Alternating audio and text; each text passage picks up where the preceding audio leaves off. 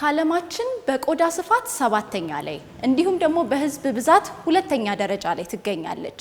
ይህች በደቡብ እስያ የምትገኝ ሀገር የብዙ ዓመት ታሪክና ባህል ባለቤት ናት። አሁን የምንገኘው በህንድ ኤምባሲ አዲስ አበባ ውስጥ ነው።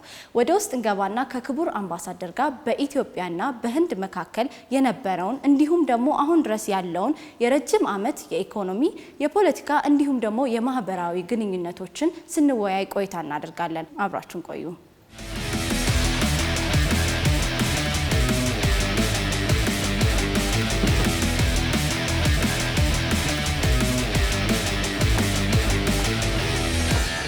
I am Anurag Srivastav. I am the Indian ambassador to Ethiopia and to the African Union. I have been based here since September 2016. Okay, today we're going to talk a little bit about Ethiopian and Indian relationship. Our relationship goes as far as 1948. Right after the Indians attained their independence from the British rule in 1947, a formal diplomatic relationship was started, and it's an obvious fact that India has been despising, colonization since the history goes back. And during the Italian invasion in Ethiopia, India was one of the countries that reached out to our country and despising, the Italian act. Can you tell us how this relationship sustained? Well, the very, very short answer to that is the relationship has sustained since 1948 because it rests on very strong foundations. And these foundations go back thousands of years. In fact, our civilizational contact between the two countries, our exchange of trade relations, our people-to-people contacts go back more than 2,000 years. We've had our traders coming here during the Aksumite kingdom. Then after that, we had Indians from Goa coming here along with the Portuguese in the 16th century. We had, you mentioned, Indian soldiers who participated in the liberation of Ethiopia. And thereafter, our traders and our teachers came here in the 20th century. So if you see along a period of time, even before 1948, there have been very deep relations between the two countries. And that really has set the foundation, which really, if I can say, rests on pillars which represent our common cultural ties, our strong people-to-people contacts, as well as our commercial relations. So, we culturally resonate a lot. How do you explain that? Again, our very strong ties at the people-to-people level. These exchanges over a period of time have led to a lot of similarities and commonalities in our culture, in the way we dress, in what we eat, in the kind of music and cinema that we like. For example, there are certain aspects of Indian culture, like Indian cinema and Indian music, which is very popular in Ethiopia. There is also growing interest in India as a destination for tourism purposes. A lot of Ethiopians go there. A lot of Ethiopian students go to India for higher education. So they bring back, when they come from there, they bring back a bit of India with them. So, all this explains the kind of, strong connect that we have at the cultural level between our people. There's a lot of opportunities that India offers to Ethiopians, especially in scholarships, grants, and also work opportunities. Is there anything you want to say about that? Yes, our educational ties go back, I would say, several decades. This started around the time of the emperor, when he requested our Prime Minister, Mr. Nahoo, to send Indian teachers here. And those teachers came here in the middle of the last century. And they went to remote parts of Ethiopia, they stayed there, they almost spent their entire life here. And they taught an entire generation of Ethiopians. So, that really associated the Indian brand name, so to say, with education here in Ethiopia. And thereafter, our government has launched a very extensive scholarship program for Ethiopian students. There's also a training program for Ethiopian professionals. And what this has meant in terms of educational and training opportunities is that we say with pride that every day an Ethiopian boards a flight for India to avail of these opportunities, which are fully paid for by the government of India. Oh, by the government, it's a fully paid Yes, yes. So these are scholarships which are fully paid for by the government of India. And other than this, there are also Ethiopian students who finance their own education and they go to India. So that is really the extent of our educational ties. These scholarships and grants that you give out, they are fully funded. Is there, after this, they have completed their education, what are the expectations from those alumni? You asked a very good question. In fact, only last month we formally launched our alumni network, and this is only one part of our alumni, which are those who availed of scholarship from the Indian Council of Cultural Relations. Okay, so they come back here and they've come back here, and these are people who want to remain connected to the embassy as well as to India, and they found an alumni network. And in that event, we had one senior minister from the Ethiopian government, Minister of Labour, Dr. Ergoge, who is at present the senior most ICCR alumni in the government of Ethiopia. So she was present at that event, and she put it very well. That really answers your question.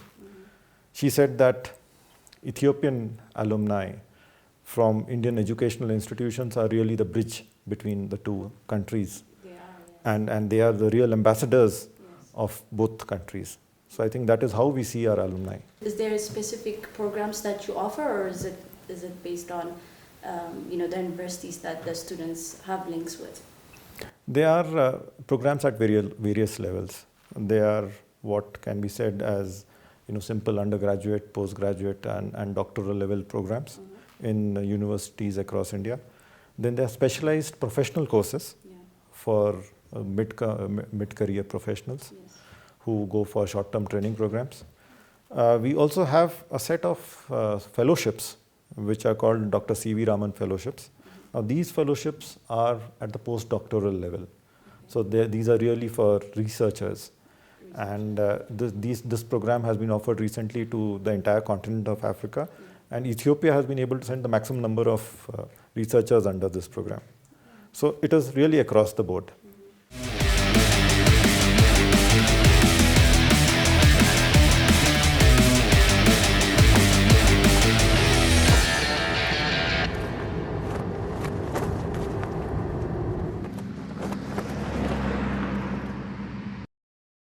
Let's talk about the foreign direct investment. India is the second largest, I believe, source of foreign direct investment to Ethiopia. How does the other side go? How is Ethiopia to India? When it comes to economic contribution. In terms of investments, there's really not too much Ethiopian investment into India. Of course, you're right when you say that Indian investment into Ethiopia is is the second largest. And in terms of numbers, it is, I would say, fairly impressive.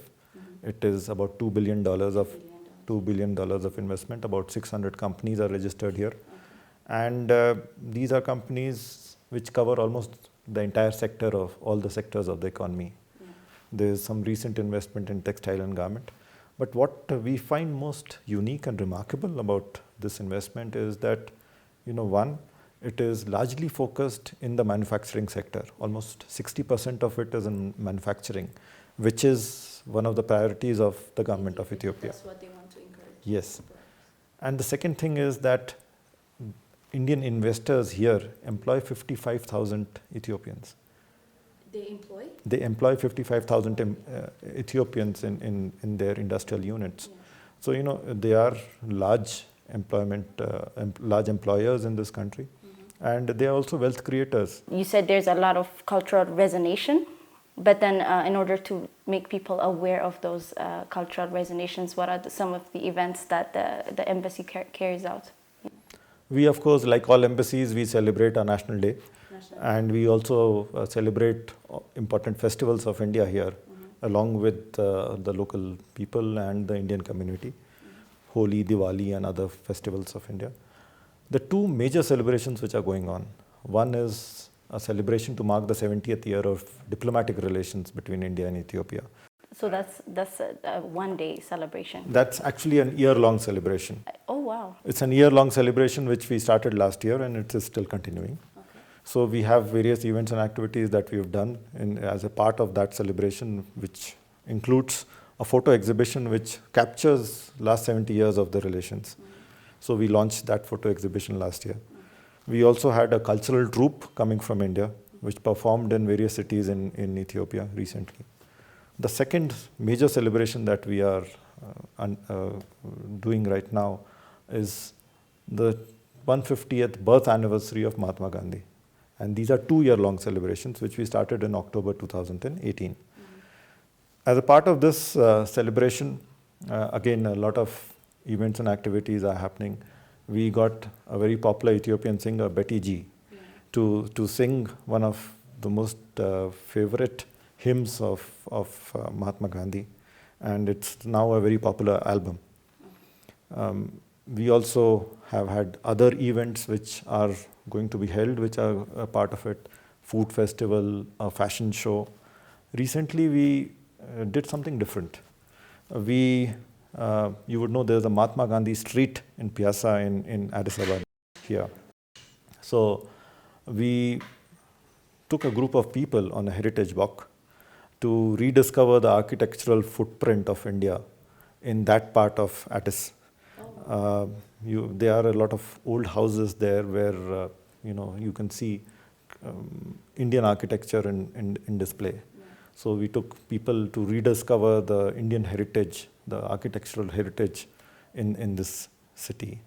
We had a tree plantation ceremony, as a part of the larger program of Prime Minister Dr. Abiy Ahmed. Yes, we had a tree plantation ceremony, which also was something that we wanted to do on the occasion of the birth anniversary celebrations of Mahatma Gandhi. So culturally, it has really been a very active period for us. How are people going to become aware of those events? How are they going to participate? What are the means that you use in order to let people know that you're doing all these activities? Well, social media is one. Okay. You have an official page? Yes, we would encourage people to follow us on our social media handles, both Twitter and Facebook. Mm-hmm. And of course, whenever there is an important event coming up, we widely publicize it through print media, through electronic media, through other channels. And of course, we have a lot of people who are actively in contact with us. Okay. We have, as I mentioned to you, the alumni network. Yes. The alumni network. Through that you can communicate with them. Yes. So, there are various means of outreach. Okay. International Yoga Days is one of the annual events that the embassy carries out. Can you tell us what International Yoga Day is, why you celebrate it? It started in 2014.